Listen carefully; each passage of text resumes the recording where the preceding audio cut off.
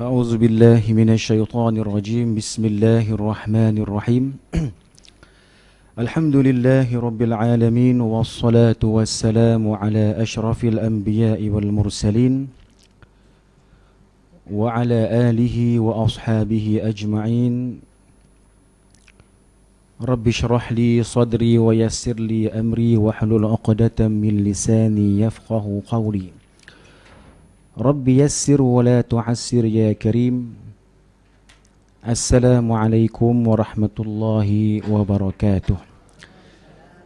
Yang dihormati pengurusi majlis Puan Hajah Basyah, juga merangkap pengurusi Helwa Masjid Al-Ghufran, yang juga dikasihi dan dihormati tuan-tuan, puan-puan, ibu-ibu, ayah-ayah yang dirahmati Allah sekalian.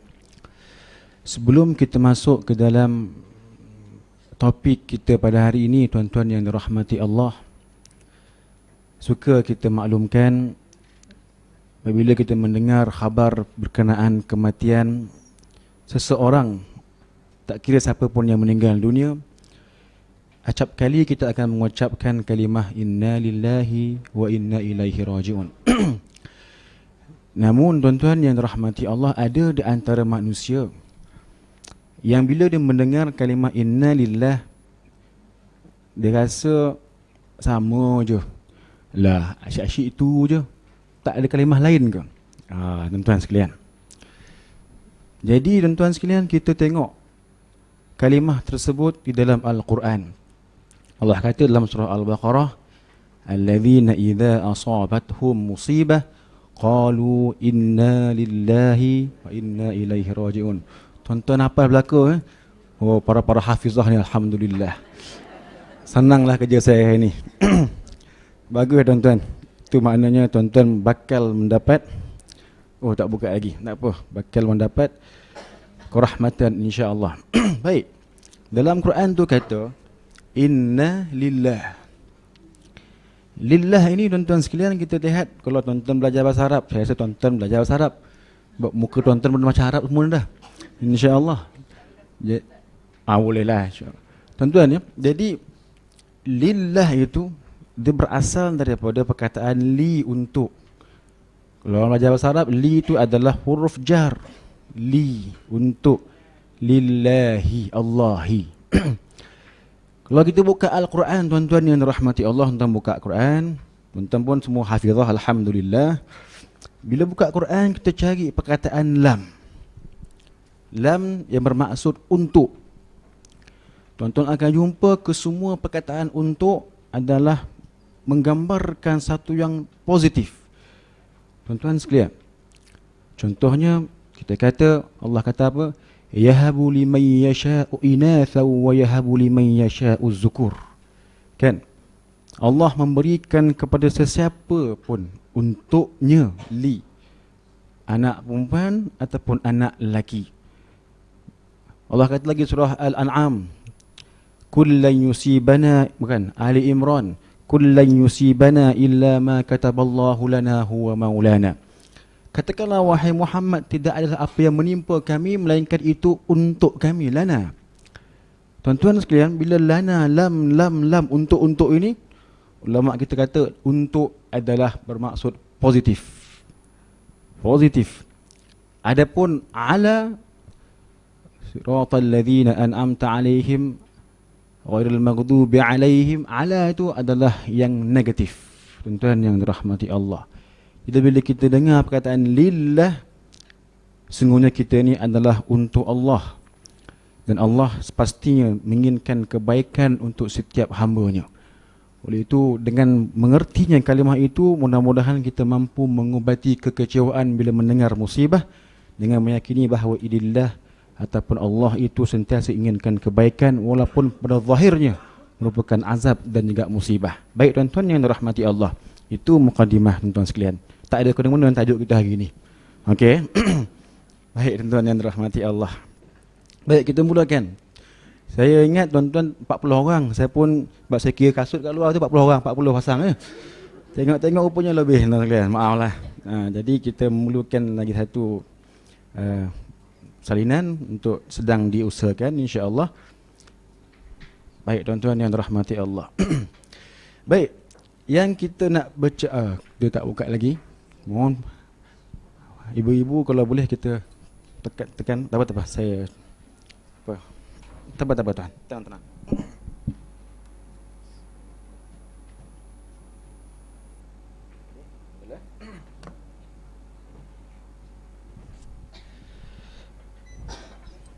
Baik ibu-ibu, ayah-ayah yang dirahmati Allah sekalian. Untuk tempoh sampai kepada 10 Ramadan ini, perbicaraan yang tuan-tuan, ibu-ibu, ayah-ayah belajar semuanya berkenaan konten ataupun satu bentuk motivasi yang bagus, tuan-tuan sekalian. Hari ini saya nak cuba bawa satu benda yang menenangkan, tak tenang pun. Dia relax sikit lah tuan-tuan. Kita dengar-dengar cerita je. Sebab tu kita kata kerahmatan bersama ahli-ahli Quran. Tuan-tuan yang dirahmati Allah, kita biasa baca Quran. Mudah-mudahan kita sedemikian.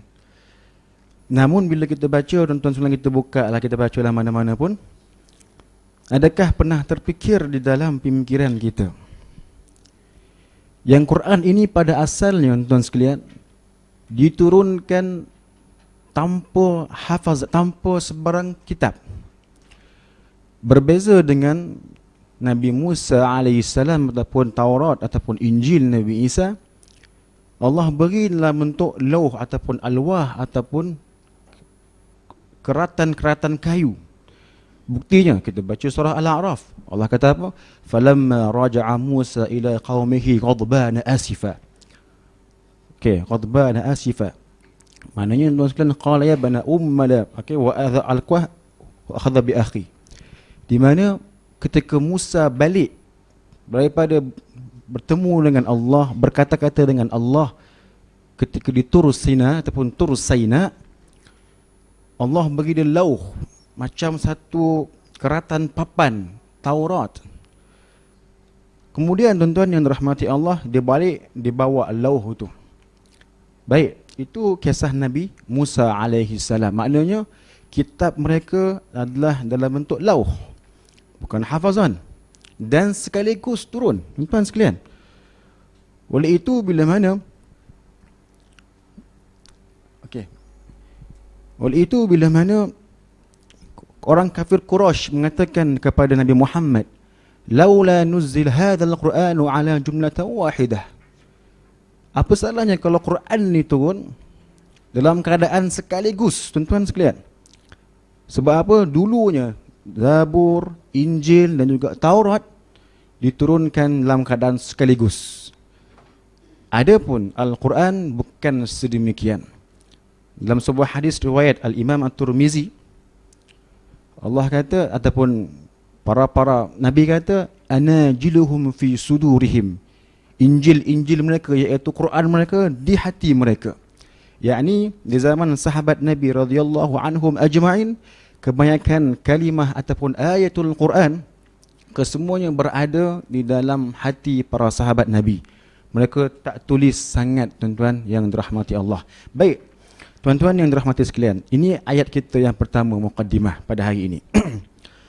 Allah kata apa? Inna nahnu nazzalna az-zikra wa inna lahu lahafizun. Tuan-tuan kena hafal ni. Sikit je tuan-tuan sekalian. Ni ada exam ni lepas ni tuan-tuan sekalian. Kalau tak kena gaya ada assignment pula nanti. Okey. Boleh sikit je tuan-tuan. Inna, sungguhnya kami yang menurunkan Al-Quran, dan kamilah wa inna lahu, untuknya lahafizun, menjaga. Kita baca ayat ni, kita akan terhenti satu tempat. Bukan waqaf tam, waqaf itirak, bukan. Terhenti kita fikir. Perbanyak kami Allah guna dalam ayat ni, tuan-tuan sekalian. Inna, sungguhnya kami. Nahnu, kami lagi. Nazzalna, kami turunkan lagi. Az-zikra, Quran. Wa inna, kami lagi. Lahu, untuknya. Lahafizun, dengan perkataan jamak ataupun plural. Weh, banyak kami lah. Banyaknya kami.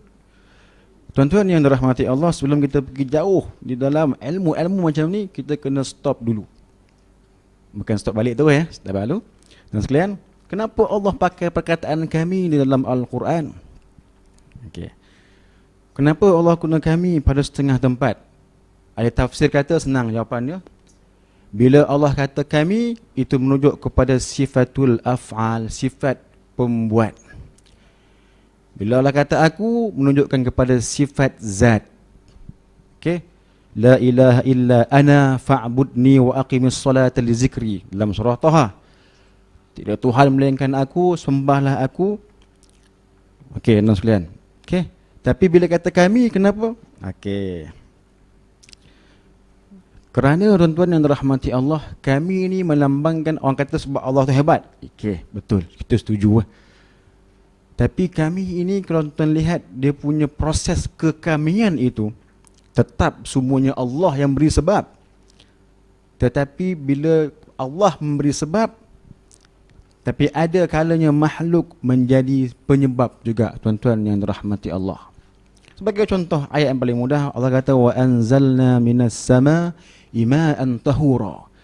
Kami turunkan daripada langit air yang bersih. Surah apa? Al-Furqan.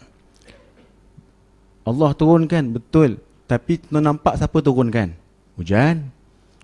Kalau proses sains tu awan, pemenjaluapan daripada air tasik dan air laut lah, tuan-tuan sekalian. Tak nampak langsung Allahnya. Ada Allah yang menjadikan asbab. Tapi yang nampak zahirnya adalah makhluk, hujan, air, awan, banjir dan lain-lain. Dan juga menyuburkan tumbuhan. Tapi mengapa Allah kata kami? Ya, Allah yang menjadikan asbab, sebab, tapi yang terjadi itu semuanya gambaran makhluk, tuan-tuan yang dirahmati Allah. Baik, dalam kes itu, kes hujan kita nak cerita, tuan-tuan boleh pergi kelas sains ataupun kelas biologi dan sebagainya, tuan-tuan sekalian. Kita nak cerita tentang Al-Quran. Bila kita Allah kata kami akan jaga, confirm. Tapi kami tu ramai. Di sana tuan-tuan sekalian, ulama kita mula menghuraikan berapa ramai kami yang wujud di dalam penulisan Al-Quran, sehingga kita pada hari ini tuan-tuan sekalian begitu mudah. Nak baca kita buka ayat. Hari ini punya evolusi dah ada warna, tuan-tuan yang dirahmati Allah. Kalau warna kelabu jangan pakai, ignore alif tu. Kalau warna hijau tolong ikhfakan. Tiba-tiba tukar Quran, tak ada warna, langsung booming tuan sekalian. Tak bunyi langsung dia baca. Kenapa pula? Tak ada warna. Tuan sekalian. Salah tak? Tak salah tuan sekalian. Betul, tak salah. Sebab apa? Sebab kalau kita lihat, boleh kita gerak-gerak sikit di mana evolusi Al-Quran, tuan yang dirahmati Allah, di awal dahulu, alhamdulillah kita tak hidup di zaman tu tuan sekalian. Alhamdulillah kita diberikan nikmat hidup di zaman tahun 2000 ni tuan sekalian. Di mana ketika itu, ketika mula-mula Al-Quran ditulis. Mula-mula. Siapa yang tulis Quran tuan sekalian? Tuan yang kena kenal. Saya pun lupa nama dia. Tak. Nama dia Zaid bin Sabit. Antara yang berpangkat mendapat kontrak untuk mengumpulkan Al-Quran daripada kerajaan Sayyidina Abu Bakar As-Siddiq radhiyallahu anhu. Kontrak yang besar tuan sekalian, trilion, kuat trilion. Sebab apa? Sahamnya begitu hebat. Sekali orang baca satu huruf, saham dia pergi kepada Zaid bin Sabit. Tuan-tuan boleh bayangkan betapa gemuknya perut pahalanya tuan sekalian. Kita pun tak boleh bayang tuan sekalian, besar. Baik, ketika Zaid bin Sabit nak tulis, dan tak ramai pun orang Arab yang boleh menulis ketika itu. Siapakah orang Arab pertama yang masukkan ilmu penulisan Arab ke dalam orang-orang Arab dahiliyah ataupun Quraisy? Tuan-tuan kena ingat nama ni. Masuk PXA insya-Allah, ni kita punya silibus. Kenapa tuan-tuan? Nanti ada PXA ni baru dapat convocation. Okey. Nama dia ialah, tuan-tuan maaf, punya tawad kurang cemerlang. Okey. Harb pun lebih kurang, tak apa, tak ada hal.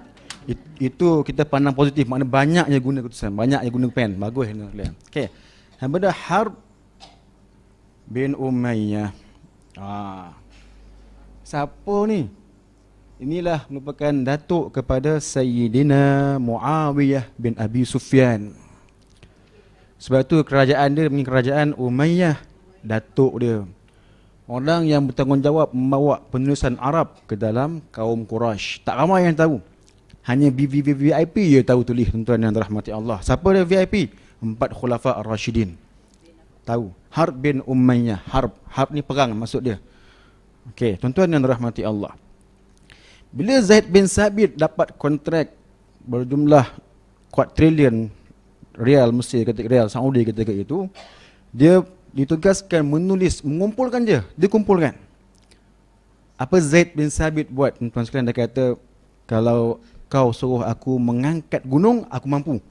Tapi kumpul Quran bukan kerja manusia. Nabi pun tak buat. Tapi dia kata sebabkan ni arahan khalifah, dia buat. Dia pun tulis, tuan-tuan yang rahmati Allah, zaman 14 ataupun 13 Hijrah. Tahun ni 1437, dah lama dah tuan-tuan sekalian. Dia tulis tak ada baris dan tak ada titik. Tuan-tuan cubalah baca. Dapat pahala lebih tuan-tuan sekalian. Bismillah macam ni tuan-tuan sekalian. Sakit perut tuan tengok. Okey. Kita pun tak tahu. Boleh jadi teka-teki kat tuan-tuan sekalian. Payah nak baca, tak boleh baca. Tak boleh. Kalau boleh, baguslah tuan-tuan sekalian. Tapi kita dah nampak, ni dah baca tengok. Kita dah tahu. Okey, saya tengok kasih tuan-tuan. Satu benda. Dalam surah Al-Baqarah, hujung, juzuk 1, muka surat terakhir.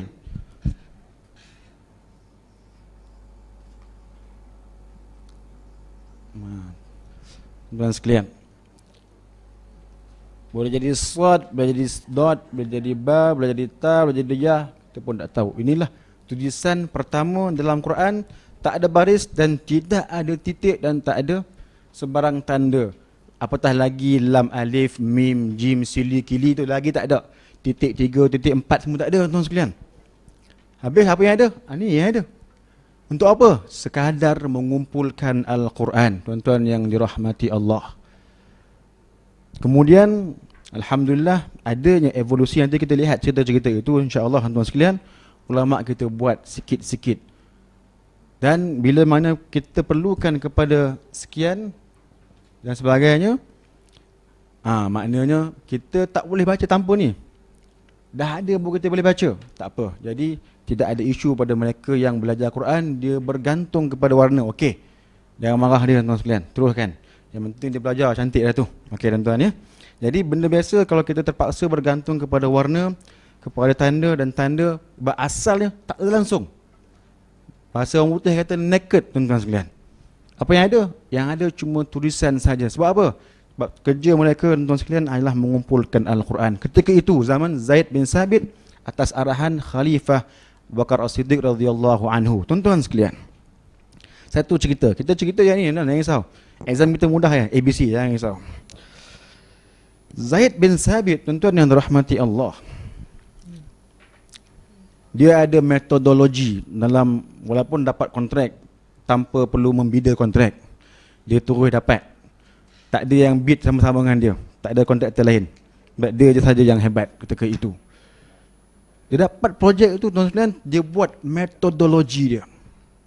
Tuan-tuan lihat bagaimana ulama ataupun sahabat Nabi, sekalipun hidup baru keluar daripada kepompong jahiliah, dia dah boleh membina, dipanggil metodologi penulisan dan pengumpulan. Tuan-tuan belajar hari ni sambung master PhD, tuan-tuan kena buat chapter pertama metodologi penyelidikan. 30 muka kena buat, lebih kurang lah. Tapi kalau dulu Zaid Sabit, dia ada metod dia sendiri. Apa tu metod? Kaedah. Apa tu kaedah? Metod. Okey, tuan-tuan sekalian, jadi apakah metod dia? Apakah kaedah dia? Kaedah dia comel tuan sekalian, tapi Allah tolong dia. Dia kata setiap ayat Quran yang kamu baca, yang dia nak tulis, dia nak dengar dua saksi kata dia dengar daripada Nabi. Tuan-tuan yang rahmatullah ibu ayah, dalam Quran ada berapa ayat? 6, 2, 3, 6 mengikut kiraan Kufi. Tuan-tuan kata lain-lain, mungkin kiraan dalam mashaf lain mungkin. Okey, jangan gaduh tuan sekalian, insya-Allah. Tuan-tuan boleh buatlah kalau nak buat assignment, kira mengira ayat Quran. Boleh buat tuan sekalian ya. Boleh hantar kemudian lah, tahun depan kan hantar. Okey, tuan sekalian. 6, 2, 3, 6, satu ayat perlu dua saksi bagi tu, ya saya dengar Nabi baca. Tuan bayang banyak saksi yang diperlukan untuk mengendali kes ni tuan sekalian. Oh, Zaid Sabit buat kerja besar tuan sekalian. Dia akan tulis ayat, contoh dia tulis Bismillahirrahmanirrahim di awal surah Fatihah. Dia nak dengar. Dia dah hafal. Zaid Sabit dah hafal. Tapi dia nakkan saksi mesti ada 2 orang. Hang dengar tak? Ya, saya dengar. Kamu dengar tak? Ya, saya dengar. 2 orang dia akan tulis. Subhanallah. Sampai 1 ayat, tuan-tuan sekalian. Ni famous kisah ni. Sampai 1 ayat yang ada seorang yang saksi. Ayat apa, tuan-tuan sekalian?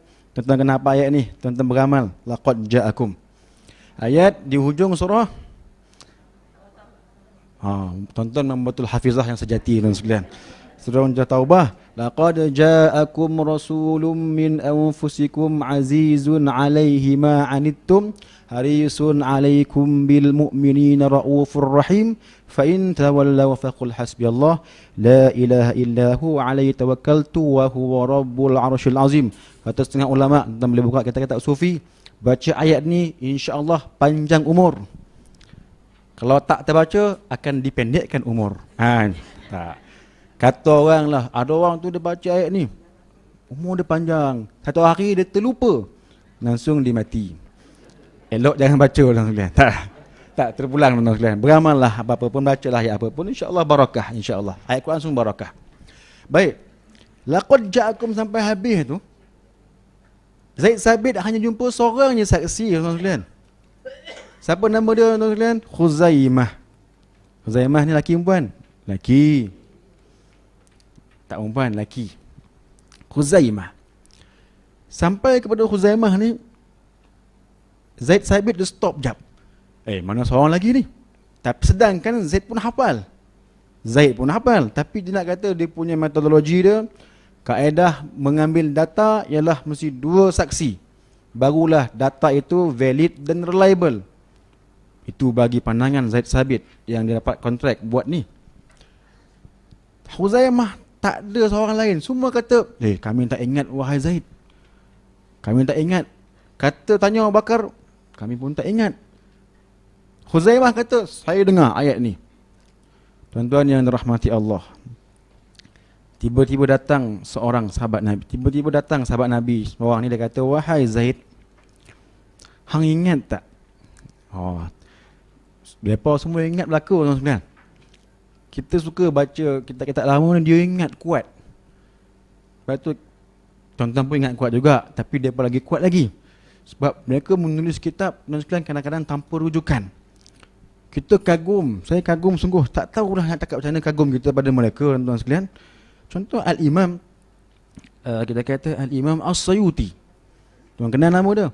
Abu Bakar Jalaluddin Abdul Rahman Sayuti. Kita pelik macam mana dia hidup umur tak sampai pun 60-an. Dia boleh buat kitab dekat 425 buku. Tuan-tuan, buku dia bukan buku macam kita buat. Bukan buku macam ni. Ini dia panggil kertas kerja yang tak seberapa. Tuan-tuan sekalian. Buku dia semua besar-besar. Tafsir Darul Ma'asur 6 jilid. Kitab, banyak sangat. Alfiyah fil Hadis dekat 7 jilid. Dan dia ada 425 buku. Kita tak tahu bila masa dia. Kahwin juga, tuan sekalian. Ada anak, ada juga. Tapi dia punya masa yang barakah. Baik, tuan sekalian. Kata Khuzaimah, kata si sahabat Nabi, kata, wahai Zaid, hang ingat tak? Bukan hang lah, cakap Arab lah, tuan sekalian. Saya tahu terjemah yang tuan faham lah ke. Dulu masa zaman Nabi dahulu, berlaku satu peristiwa. Di mana Nabi ni dikhabarkan berhutang dengan seorang Yahudi ataupun seorang Badui, orang Badui, kasar orang dia.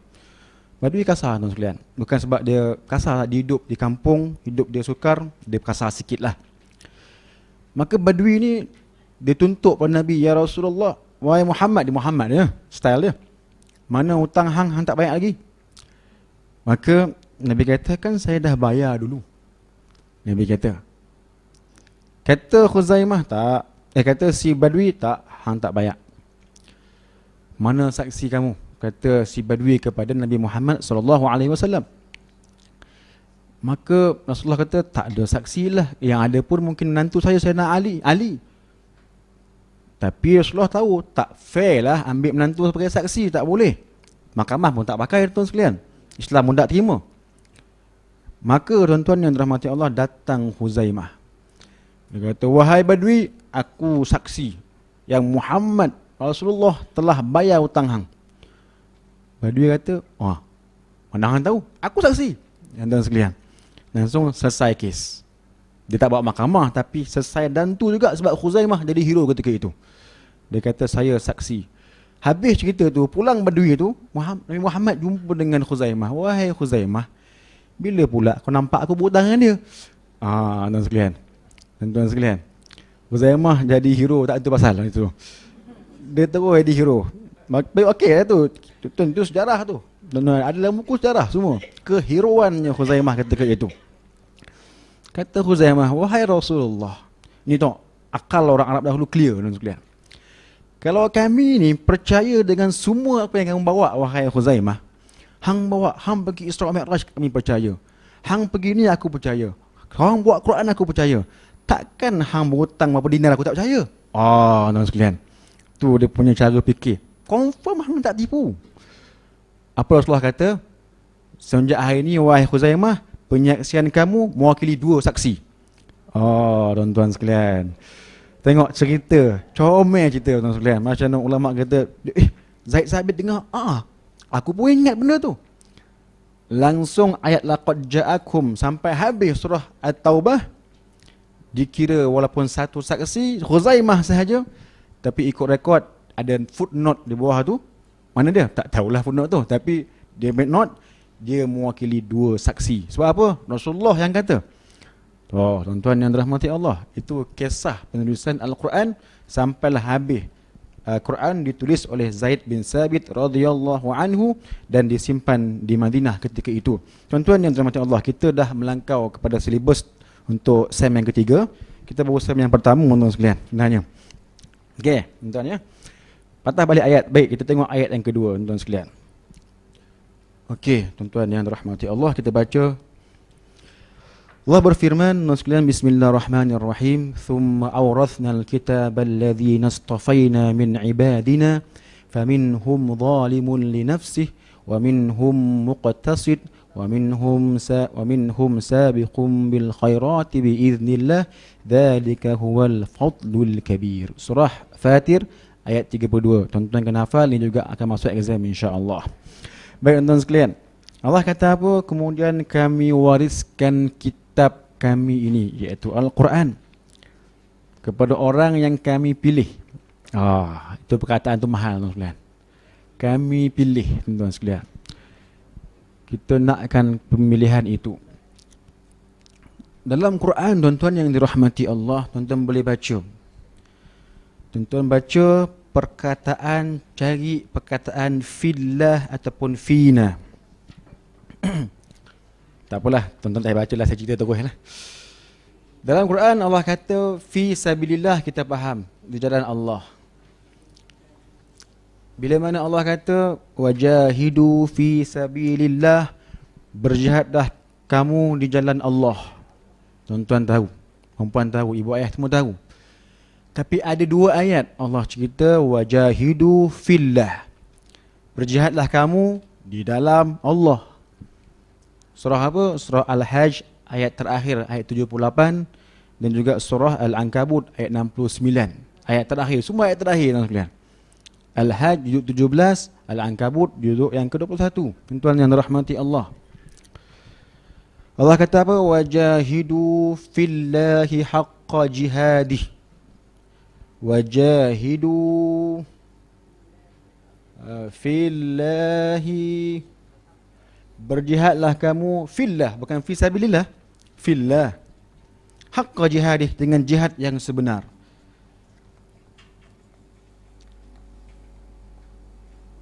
Jadi ulama kita kata mesti ada berbeza di antara fillah dengan fi sabilillah. Jangan tuan-tuan jangan baca main terus ya, lebih kurang ni, tak ada. Tak boleh tuan-tuan. Dan Quran jangan lebih kurang. Dalam Quran tuan-tuan kata bab satu huruf ataupun baris membawa arti yang begitu besar, tuan-tuan sekalian. Tuan-tuan baca Al-Fatihah, senanglah. Allah kata siratal ladzina an'amta alaihim. Kan kita faham maknanya, jalan yang engkau kurniakan, nikmatkan ke atas mereka. Betul apa? Siratal ladzina an'amta alaihim ghairil maghdubi alaihim, dan bukan golongan yang dimarahi ke atas mereka. Kalau ikutkan logik tuan-tuan sekalian, kenapa tak kata jalan yang engkau kurniakan kepada mereka dan bukan jalan yang engkau marah kepada mereka? Allah tak kata engkau marah. Ghadabta. Kalau engkau nikmat, an'amta, clear. Tapi Allah tak kata ghadabta, engkau marah. Sebab apa tuan-tuan sekalian? Sebab itu dipanggil al-adab. Dan adab kan? Mana jangan kata marah bagi pihak Allah, tuan-tuan yang dirahmati Allah. Macam tuan-tuan baca doa lah. Allahumma arhamna bil Quran. Lagi? Waj'alhu lana imaman wa nuran wa hudan wa rahmah. Allahumma zakkirna minhuma nasina. Boleh tak nasina? Kita kata boleh. Sebab apa? Saya lupa. Ada orang kata tak, Ustaz, tak boleh tak. Kena nusina, yang dilupakan. Mana betul tuan sekalian? Yang betulnya, yang asal baca betul lah tuan sekalian ya. Yang baca doa betul. Tapi kita kata, kalau kita kata nasina, saya lupa, kami lupa, itu adab kita. Kami ni lemah ya Allah. Kalau kita kata nusina, kami dilupakan. Siapa lupakan? Allah ha? Oh, kan? Nak marah Allah aja kita ni. Tak boleh tuan sekalian.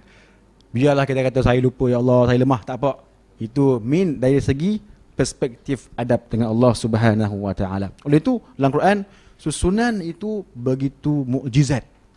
Oleh itu tuan-tuan yang dirahmati Allah, satu benda yang begitu pelik di dalam dunia ini, bila Allah kata alhamdulillahi rabbil alamin, maha segala puji bagi Allah Tuhan semesta alam. Al-alamin ini ditafsirkan sebagai semua benda melainkan Allah. Semua dipanggil alamin. Sekecil-kecil, sebesar-besar. Tetapi tuan sekalian, sampai kepada Quran, dia bukan alamin. Dia bukan makhluk. Makhluk ni tengok, boleh tengok, boleh pegang, boleh simpan dalam kita punya iPad. Makhluk apa? Tuan-tuan yang dirahmati Allah, ulama ahli sunnah kata Al-Quran bukan makhluk. Boleh tengok ni? Tak. Al-Quran bukan makhluk. Tuan-tuan kena pegang benda tu. Tuan-tuan buat apa? Adab kita dengan Allah, ini adalah kalamullah. Sebab itu dia punya perkataan begitu berharga kepada kita. Baik, kita dah pergi ke Johor Bahru tuan sekalian, patah balik ke KL. Okey. Wajahidu fillah. Bila dia kata fi tuan sekalian, fillah bukan fi sabilillah.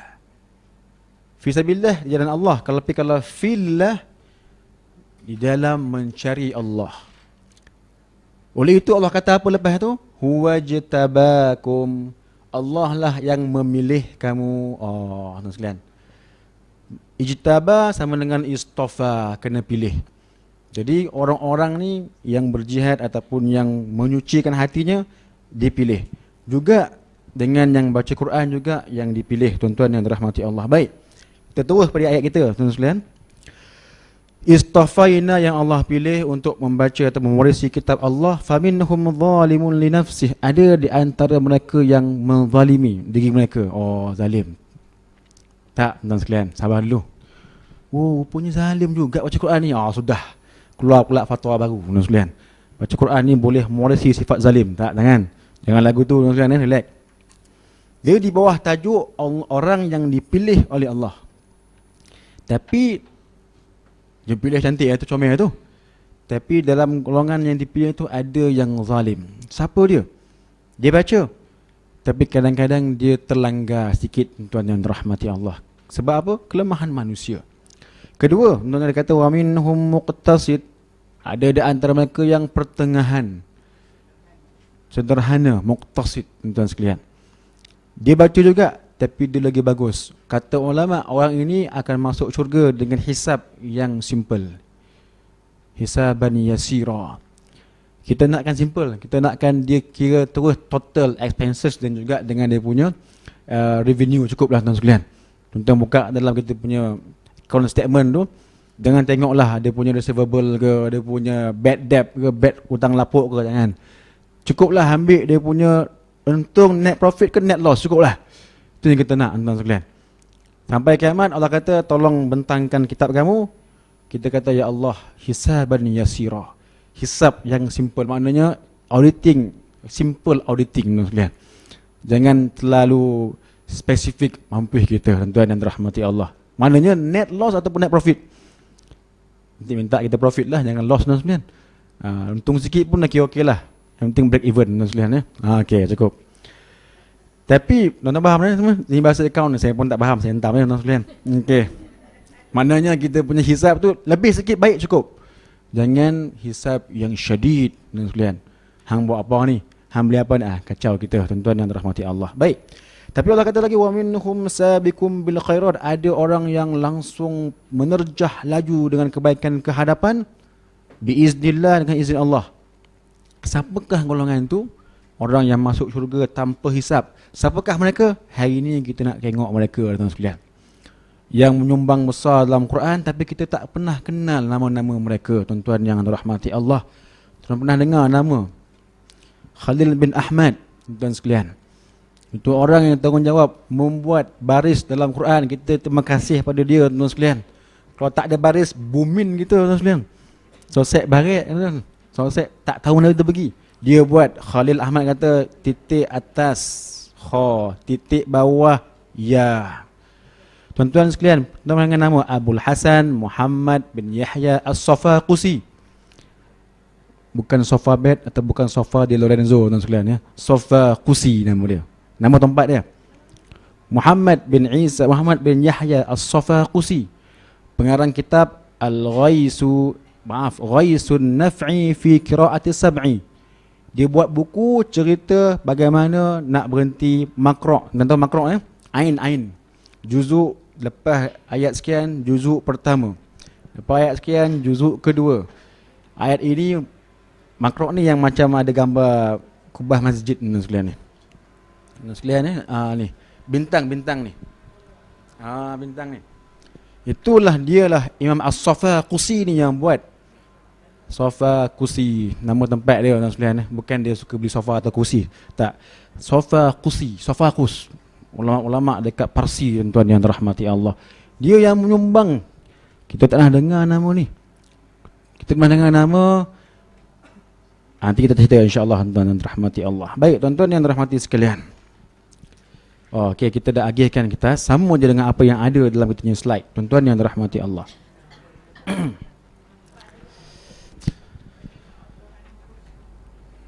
Baik tuan-tuan sekalian, kita lihat ayat yang seterusnya.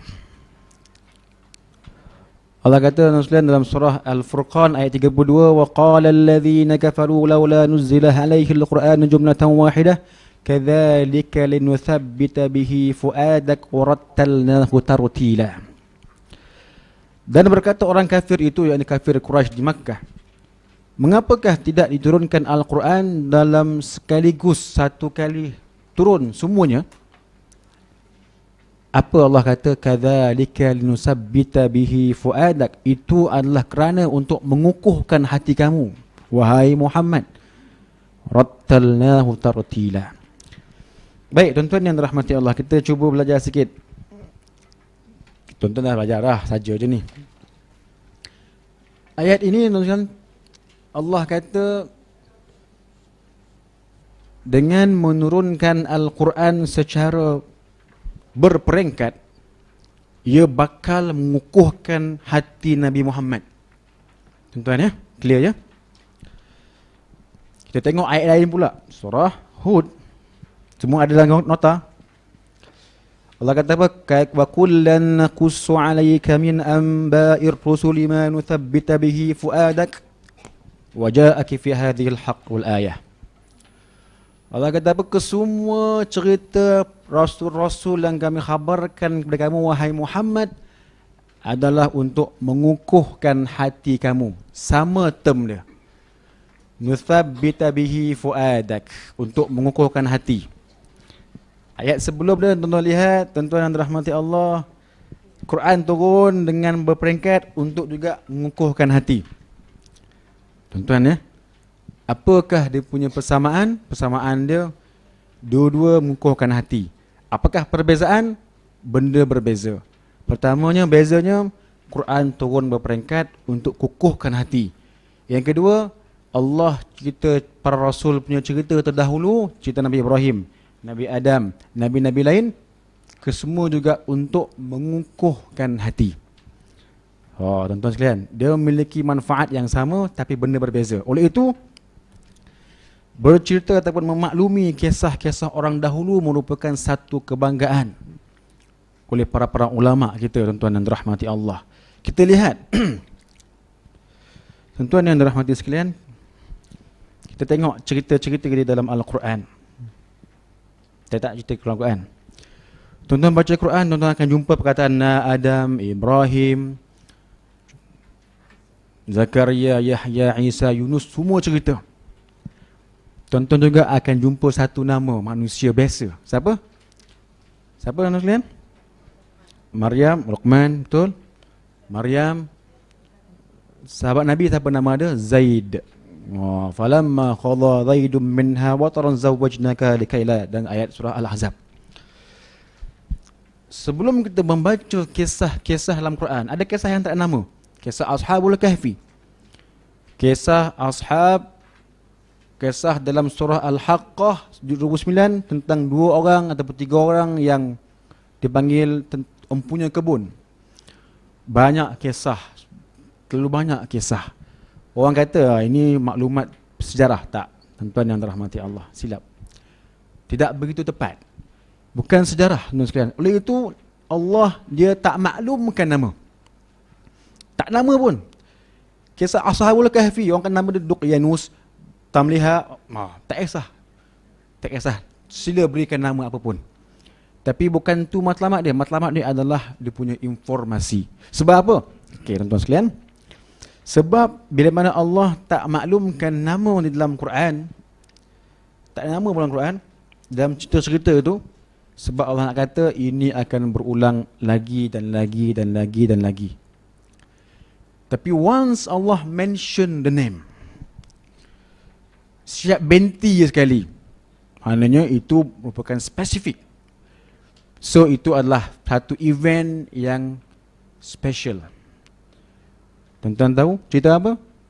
Syekh bin, tak ada nama IC je tuan-tuan. Siapa? Cerita tentang Sayyidah Maryam. Wa Maryam ibnata Imran allati ahsanat farjaha fanafakhna fihi min ruhina. Kan? Surah apa? Surah At-Tahrim. Tuan boleh baca juz 28.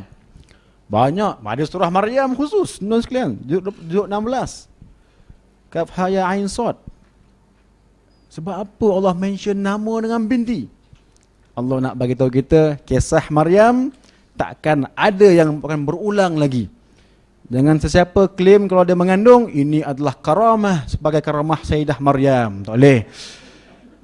Dia dah mengandung luar nikah, dia pergi JPN, anak siapa ni? Ini adalah karamah Allah, alhamdulillah. Macam juga Siti Maryam. Oh, tak boleh tuan sekalian. So Allah mention nama dan binti, maknanya takkan berulang.